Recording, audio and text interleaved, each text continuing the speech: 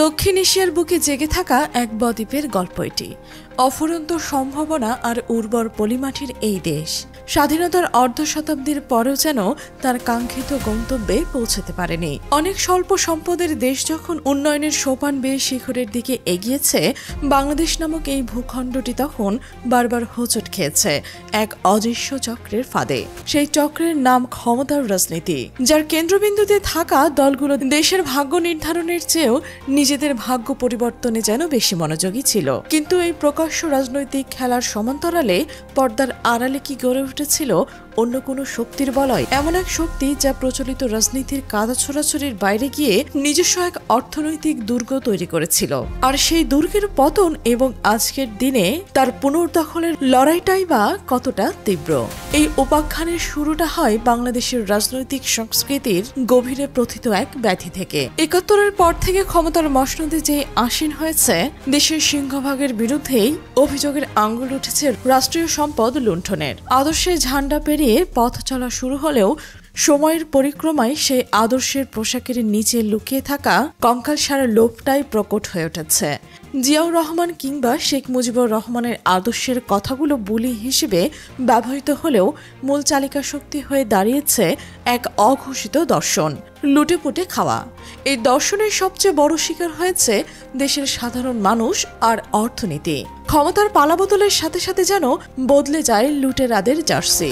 যখন যে দল ক্ষমতায়, সেই দলের শীর্ষ নেতা থেকে শুরু করে গ্রামের চায়ের দোকানের পাতি নেতা পর্যন্ত প্রায় ৯০% জড়িয়ে পড়ে এক সর্বগ্রাসী পেশায়, যার নাম চাঁদাবাজি।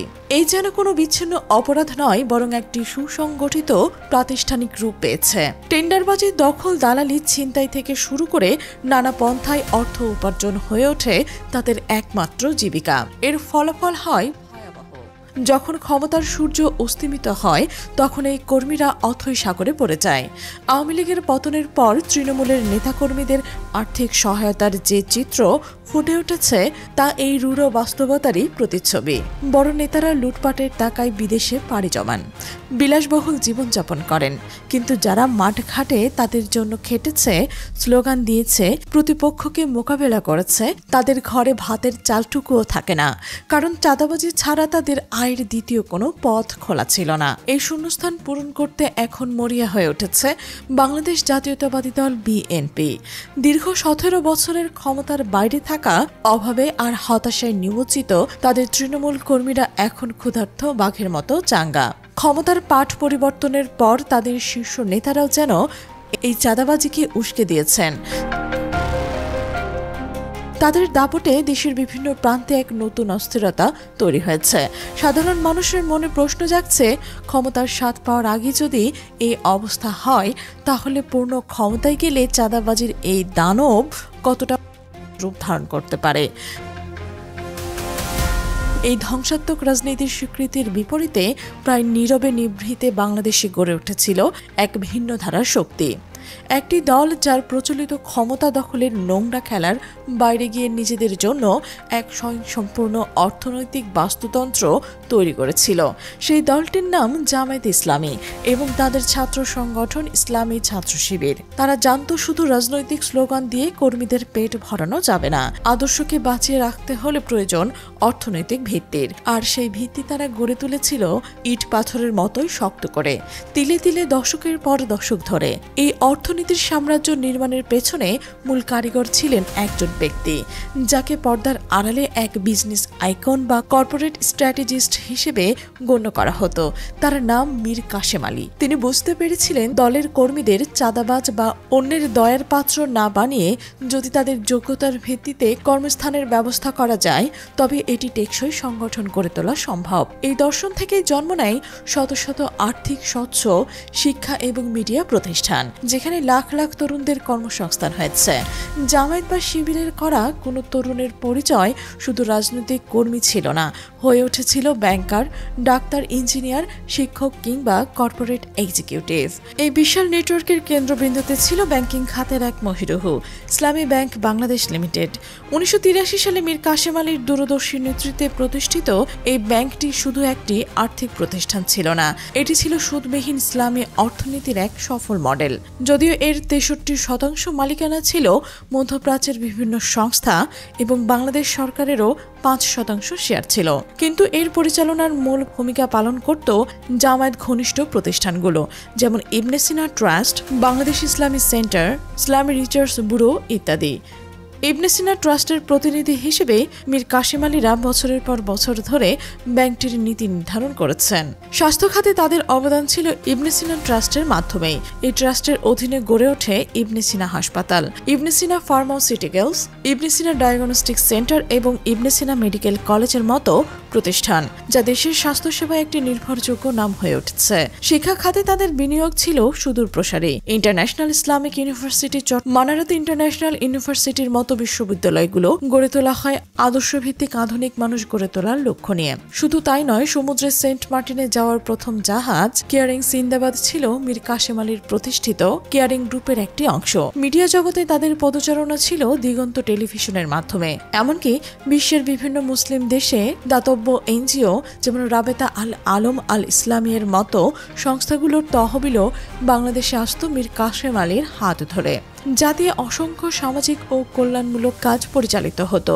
ছাত্র শিবিরও পিছিয়ে ছিল না। ছাত্রলীগ বা ছাত্রদলের কর্মী যখন ক্যাম্পাসে আধিপত্য বিস্তার করে চাঁদাবাজি করত, শিবিরের মেধাবী কর্মীরা তখন গড়ে তুলেছিল ফোকাস রেটিনা, ক্রিয়েটের মতো দেশের শীর্ষস্থানীয় কোচিং সেন্টার। এসব প্রতিষ্ঠান একদিকে যেমন হাজার হাজার শিক্ষার্থীর ডাক্তার, ইঞ্জিনিয়ার হওয়ার স্বপ্ন পূরণ করেছে, তেমনি আর্থিকভাবে স্বাবলম্বী করেছে শিবিরের হাজার হাজার নেতাকর্মীকে।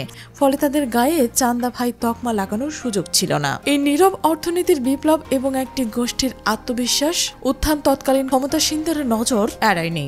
2009 সালে ক্ষমতায় এসে শেখ হাসিনা সরকার হয়তো বুঝতে পেরেছিল জামায়াতের রাজনৈতিক শক্তি দমন করার চেয়েও জরুরি তাদের অর্থনৈতিক মেরুদণ্ড ভেঙে দেওয়া, কারণ এই অর্থনীতির শক্তি তাদের সংগঠনের মূল চালিকা। শুরু হয় এক পরিকল্পিত অভিযান। একে একে জামায়াতের আর্থিক প্রতিষ্ঠান শক্তির স্তম্ভগুলোকে ধ্বংস করার প্রক্রিয়া শুরু হয়। এই অভিযানের সবচেয়ে বড় টার্গেট ছিল স্বয়ং মীর কাসেম আলী, যা তাকে মানবতা বিরোধী অপরাধের দায়ে অভিযুক্ত করা হয়। পরিশেষে দেওয়া হয়। অনেকেই মনে করেন এটি ছিল শুধুমাত্র একজন ব্যক্তির বিচার নয়, বরং একটি অর্থনৈতিক সাম্রাজ্যের স্থপতিকে সরিয়ে দিয়ে পুরো কাঠামোটিকে দুর্বল করে দেওয়া। মীর কাসেম আলীর বিদায়ের সাথে সাথে জামায়াতের আন্তর্জাতিক তহবিলে আসার পথগুলো স্থবির হয়ে যায়।